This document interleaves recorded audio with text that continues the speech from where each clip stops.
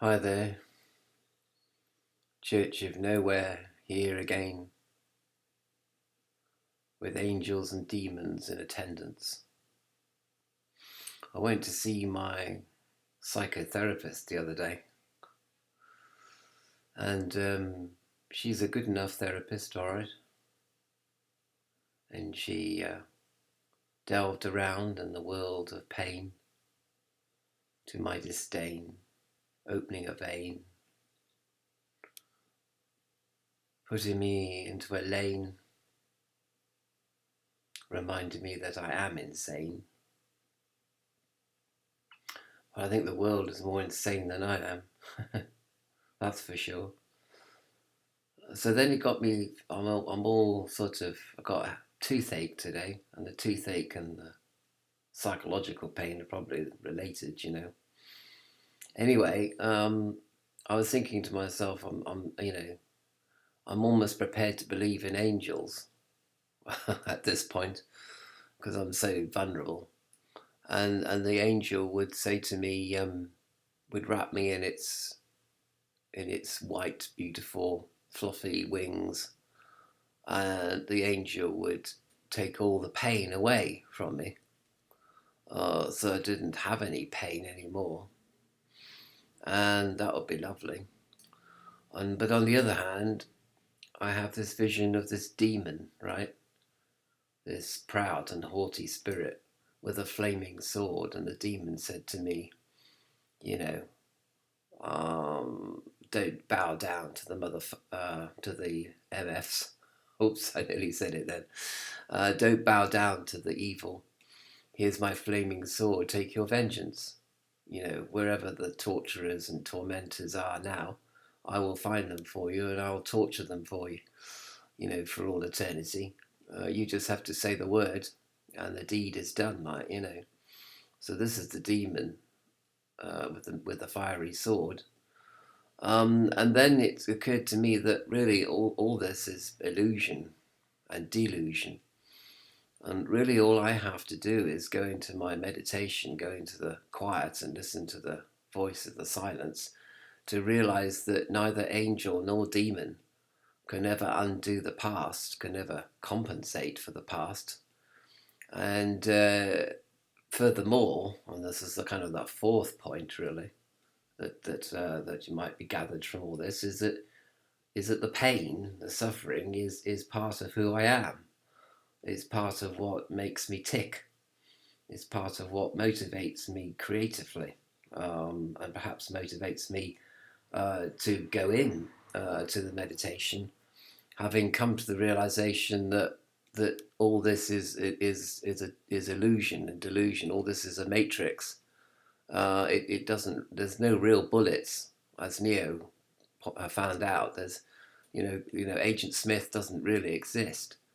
And I can become one with Agent Smith. I can become one with my tormentors and abusers, and then they have no power, no further power over me or anybody or even themselves. They are dissolved, and so it doesn't matter of seeking vengeance on one hand with this fiery demon, and seeking solace and comfort from this nice angel.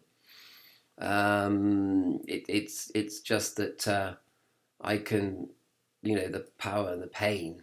The pain is the power. Do you know what I mean? Like, at one level. This is not to say that I am going to become uh, the kind of creature that causes harm, even though I know that the soul of a person cannot be harmed, as the Bhagavad Gita says. I'm not going to become one of those tormentors and abusers. I'm going to be the comforter. I'm going to be the person that refrains from causing abuse and terror and horror. I mean, this world is bad enough as it is, isn't it? Really, when you think of what we can suffer, we can get AIDS, or we can get cancer, or we can get dementia. Terrible, terrible things. A terrible fate perhaps awaits us when we're old. So much so that some people say they don't want to get old. They don't want to find out what Alzheimer's is like. It's like an acid trip which never ends. It's pretty horrific, really. And but I'm not going to add to the horridness of the world. I can't really compete with a sunrise or a sunset. I can't really compete with the beauty of nature, really. But I can avoid um, contributing to the ugliness of nature, and the exploitative, manipulative, and um, predatory forces of nature. I don't have to join in that party. Do you know what I mean? So there's but in any case, after I've realised that the pain and the suffering is all part of who I am down here, and the angel can't take that away from me, you see, and leave me as myself. I think therefore I am, kind of thing. And similarly, the demon of vengeance, can't really, an eye for an eye and a tooth for a tooth. You can't really compensate me, no matter how much torture he visits on my enemies or my tormentors or abusers. There's nothing that can possibly compensate for what they did. So having realised that this pain is part of me, I can then go on to hopefully, practice my meditation, in which the demon and the angel and my own negative actions and my own positive actions all dissolve into nothingness. They're all part of the dualistic world, the matrix of this world, and I can transcend that. At the same time, I can also accept that all this. So I transcend and I accept at the same time. So I sort of have the best of both worlds if I can manage it. But it is hard, and I would like, I would like the softness of the angel, to cut out the pain in my brain. I'd like the demon to say to me, be proud, be strong, and never mind the enemies, your enemies, past enemies, future enemies, present enemies. Never mind them. You are strong, right? You are powerful, and I can avenge your pain. You and me together. We can visit fire and brimstone on the city of destruction. Do you know what I mean? So, but I reject both angel and demon. I reject both the power that I have to do good and the power that I have to do harm.